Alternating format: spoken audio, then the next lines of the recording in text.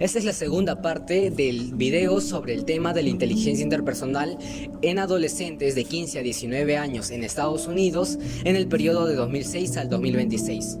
Como vimos en el primer video, hay dos perspectivas que están en debate.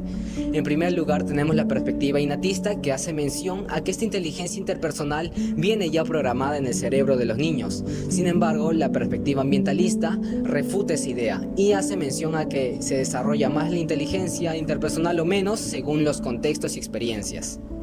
Por ello, vamos a presentar los argumentos que hemos investigado. La composición genética influye en la formación de redes de pares durante la adolescencia. Ese es el argumento que desarrolla Domínguez et al. En 2018, con datos del Instituto Ad Health, una base que reúne información genética y social de miles de adolescentes en Estados Unidos. Los autores comparando a grupos, adolescentes que se declaran amigos entre sí y compañeros de escuela que no fueron seleccionados como amigos. El resultado es que los amigos presentan una similitud genética significativamente mayor que los compañeros no seleccionados. Al cuantificar ese dato, reportan que aproximadamente un tercio de la similitud fenotípica entre pares, es decir, de las coincidencias observables en conducta, cognición y sociabilidad, resulta atribuible a factores genéticos compartidos. A ese patrón lo llaman homofilia genética, la tendencia a vincularse con personas genéticamente similares. Lo que este hallazgo implica para la inteligencia interpersonal es que los factores genéticos no solo moldean características individuales, sino que también condicionan la estructura misma de las redes sociales que el adolescente construye. La elección de con quién relacionarse tiene, en una proporción medible, una raíz biológica que opera incluso antes de que el vínculo de amistad se consolide. El rasgo de inhibición conductual condiciona el desarrollo de la inteligencia interpersonal al predisponer al adolescente hacia la evitación social. Esa es la tesis que sostienen los metaanálisis Klaus y Bradford por el 2012. La inhibición conductual es el rasgo temperamental a la tendencia de algunos niños o adolescentes a retraerse ante ciertas personas o situaciones, con una elevada activación fisiológica ante estímulos sociales desconocidos. No es un diagnóstico entre sí, sino una disposición con una base biológica observable desde etapas tempranas del desarrollo. Los autores sintetizan varios estudios y reportan una probabilidad de 7,44 veces mayor con un intervalo de confianza del 95%. Eso significa que los niños con inhibición conductual tienen entre sí casi 4 y 14 veces más probabilidades de desarrollar trastornos de ansiedad social que quienes no presentan ese rasgo. La prevalencia agrupada de ansiedad social en el grupo con inhibición conductual alcanza un 17,1% de estos pasos. En un entorno con pocas interacciones sociales desde la niñez frena el desarrollo de la inteligencia interpersonal.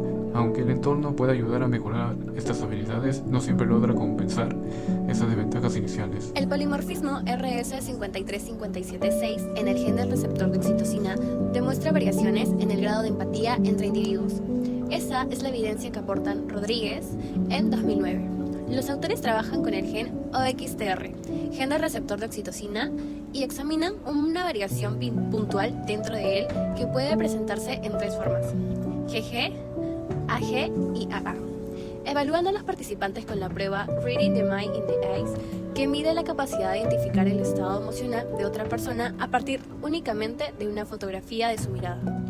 El resultado, los individuos con el genotipo GG cometen un 22,7% menos errores en esa prueba que los portadores de los genotipos AG y AA.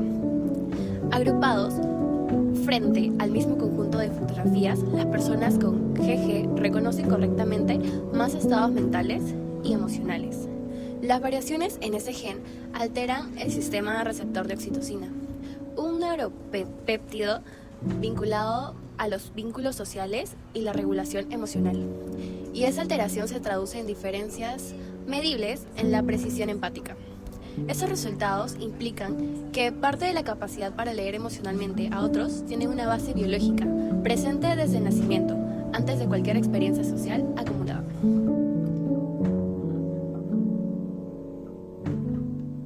Domínguez, Klaus y Bradford y Rodríguez coinciden señalar que la inteligencia interpersonal tiene en parte un componente biológico, medible, en la elección de vínculos, en el riesgo de evitación social y en la precisión empática. En los tres casos, esa influencia es parcial. Ninguno de los estudios sostiene determinación absoluta. La pregunta que sigue es si el entorno desempeña también un papel decisivo en ese mismo desarrollo. Eso es lo que argumenta la perspectiva ambientalista.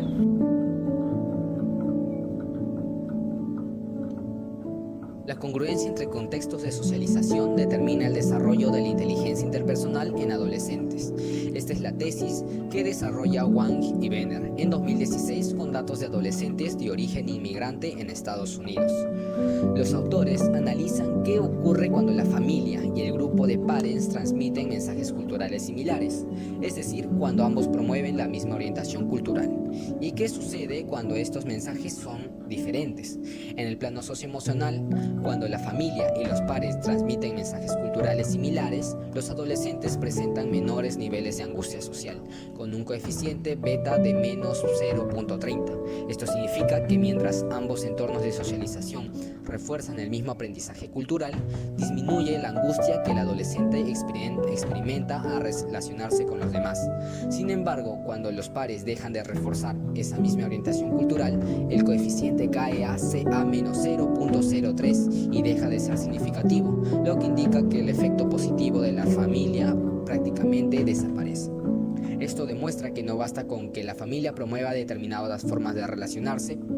En este caso, para que el adolescente desarrolle con mayor facilidad su capacidad de interactuar con los demás, es necesario que el grupo de pares refuerce ese mismo proceso de socialización. Cuando ambos contextos transmiten mensajes similares, el adolescente se siente más seguro al desenvolverse socialmente. Cuando transmiten mensajes diferentes, aumenta la angustia social y el adolescente encuentra mayores dificultades para interactuar con sus pares de manera efectiva. Esto respalda la perspectiva ambientalista, porque evidencia que el desarrollo de la inteligencia interpersonal depende de la interacción entre los entornos sociales y no únicamente de características internas del individuo. Los programas educativos CEL desarrollan la inteligencia interpersonal de los adolescentes mediante aprendizaje estructurado. Esa es la tesis que sostiene el metaanálisis de Durlach et al. De 2011, que sintetiza más de 200 programas de aprendizaje socioemocional aplicados universalmente en escuelas de Estados Unidos. En conjunto, estos programas producen un efecto de 0.30 en el desarrollo de las habilidades socioemocionales de los estudiantes. Cuando se evalúan específicamente la empatía y la toma de perspectivas, ese efecto aumenta hasta un 0.57, lo que muestra que estas competencias responden especialmente bien a este tipo de intervenciones. El hallazgo más importante surge al comparar el tipo de programa. Los que cumplen los criterios SAFE, secuenciados, activos, enfocados en habilidades específicas y explícitos en sus objetivos, alcanzan un efecto de 0.69 en el desarrollo de las habilidades socioemocionales de los adolescentes participantes. En cambio, los programas que no cumplen esos criterios obtienen un efecto de apenas 0.01, por lo que prácticamente no producen mejoras. Esa diferencia entre 0.69 y 0.61 implica que las habilidades asociadas a la inteligencia interpersonal, incluida la empatía, pueden desarrollarse mediante intervenciones externas cuando éstas cuentan con un diseño adecuado. Los procesos de socialización y aprendizaje desarrollan la inteligencia impersonal en adolescentes. Es el argumento que sostiene Sherman et al. En 2016 con un estudio que examina la aprobación de pares de redes sociales que afecta la conducta y la actividad cerebral de los adolescentes a dos niveles simultáneos. En el conductual, los participantes son expuestos a fotografías que aparentan tener muchos o pocos likes. En tendencia de dar likes a fotografía con alta aprobación previa es estadísticamente significativa. Este efecto de conformidad es mayor para las fotografías propias que para las fotografías neutrales o de contenido riesgoso. Los adolescentes ajustan sus valoraciones según la aprobación de grupos e influencia se intensifica cuando las imágenes se involucran directamente. En el neuronal, la resonancia magnética muestra que la aprobación social activa el núcleo cumbens, que es una estructura interna del sistema de recompensa cerebral. Lo activa de forma significativamente mayor cuando los adolescentes observan sus propias fotografías con muchos likes. Valores toma valores entre 2,34 frente a fotografías ajenas neutrales y de 2,45 frente a fotografías de riesgo. El hallazgo conecta a ambos niveles de aprobación de pares, donde no solo cambia el que los adolescentes hacen, sino que activan los mismos circuitos cerebrales implicados en el aprendizaje por recompensa. Los procesos de transmisión social en entornos digitales están mediados por mecanismos neuronales, lo que implica que la socialización digital moldea la inteligencia interpersonal no solo en las conductas observables, sino en la biológica que la sostiene.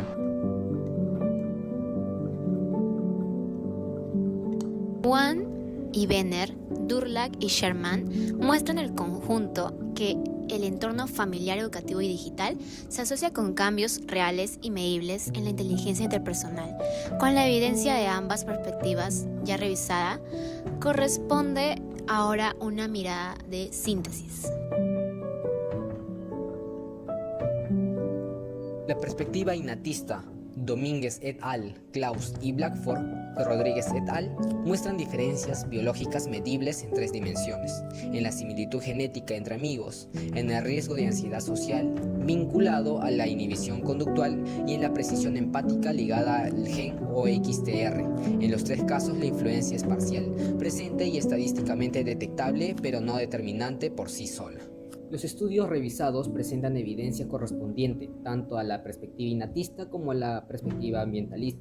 Ambos muestran una argumentación sólida, ya que muestran los hallazgos reportados desde un enfoque mucho más científico y experimental. Esta revisión presenta limitaciones que conviene señalar con precisión, porque definen hasta dónde puede llegar el análisis. La primera es geográfica. La totalidad de las fuentes proviene de investigaciones realizadas en Estados Unidos. Los resultados de Wan y Benner se obtuvieron en un contexto de inmigración específico. Los de Durlach corresponden a escuelas de ese país, con condiciones institucionales particulares. Extrapolar estos hallazgos a otros contextos culturales requiere cautela y estudios adicionales. La segunda es de diseño. Los estudios emplean metodologías distintas entre sí. Domínguez trabaja con datos longitudinales de gran escala. Klaus y Blackford realizan un metaanálisis. Rodríguez usa un diseño experimental con muestras pequeñas. Durlach sintetiza más de 200 programas con criterios heterogéneos y Sherman combina experimento conductual con neuroimagen en laboratorio con 32 participantes.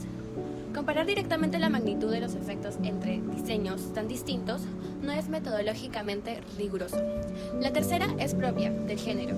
Al ser una revisión bibliográfica y no una investigación primaria, el análisis depende de lo que las fuentes reportan, sin acceso directo a los datos originales y sin un protocolo sistemático de búsqueda como el que exigiría un metaanálisis formal. Esas restricciones no validan la evidencia revisada, pero delimitan con precisión su alcance. A partir de los vacíos que la evidencia revisada deja abiertos, es posible plantear 3 preguntas para futuras investigaciones. La primera, ¿en qué medida la exposición sostenida a entornos de socialización digital modifica la expresión fenotípica de genes asociados a la empatía, como el OXTR, en comparación con adolescentes de menor exposición tecnológica? Esta pregunta nace del cruce entre la base de genética de la empatía que documenta Rodríguez y el papel del entorno digital en los circuitos de recompensa que describe Sherman. La relación entre ambos niveles no ha sido investigada directamente. La segunda, ¿en qué tipo de intervenciones SEL resultan más efectivas para los adolescentes con rasgos de inhibición conductual determinados genéticamente y bajo qué condiciones del entorno logra compensar las limitaciones biológicas de base? Durlach muestra que el diseño marca la diferencia, pero no desagregan los resultados por perfil temperamental. Klaus y Blackford documentan el riesgo asociado a la inhibición conductual, pero no evalúan si los programas SEL pueden reducirlo.